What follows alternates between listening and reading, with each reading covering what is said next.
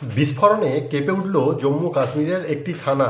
জম্মু কাশ্মীরের পুলিশ দিল্লি বিস্ফোরণের তদন্ত করার জন্য ফরিদাবাদ থেকে কিছু অ্যামোনিয়া নাইট্রেট উদ্ধার করে আনে। শুক্রবার রাতে জম্মু কাশ্মীরের নওগ্রাম থানায় ওই বিস্ফোরক দ্রব্যের নমুনা পরীক্ষা করার সময় বিস্ফোরণ ঘটে। এই ঘটনায় 7 জনের মৃত্যু হয়েছে এবং আহত হয়েছে অনেক। পুলিশকে সাথে নিয়ে ওই থানার মধ্যে ফরেনসিক সায়েন্স ল্যাবরেটরির মধ্যে ওই বিস্ফোরক পদার্থ পরীক্ষা করছিল।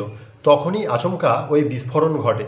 বিস্ফোরণের জেরে থানাটি মারাত্মকভাবে ক্ষতিগ্রস্ত হয়েছে এবং আহতদের সেনা হসপিটালে ভর্তি করা হয়েছে এবং সুরক্ষার কথা মাথায় রেখে এলাকাটি ঘিরে রাখা হয়েছে। জম্মু কাশ্মীরের নওগ্রামে জৈশি মোহাম্মদের পোস্টার লাগানো নিয়ে ঘটনার সূত্রপাত হয়েছিল। সেই সূত্র ধরে অভিযানে নামে নওগ্রাম থানার পুলিশ। তখনই উন্মোচিত হয় সন্ত্রাসবাদের ফরিদাবাদ মডেল।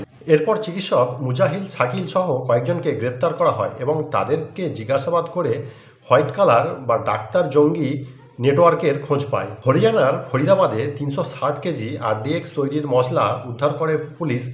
এরপর উত্তর ভারতের বিভিন্ন অংশে অভিযান চালিয়ে 2900 কেজি বিস্ফোরক উদ্ধার করা হয়।